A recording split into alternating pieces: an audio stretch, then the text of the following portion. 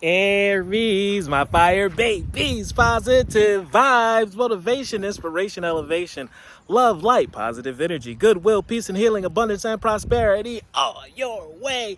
Please like, share, comment, and subscribe. If this page has been a blessing to you, check out my LinkTree. Link is in the bio. I do have some special treats there for you.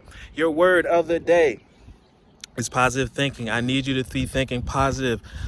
Negative thoughts will give you negative outcomes to teach you why you do not need to hold on to these feelings.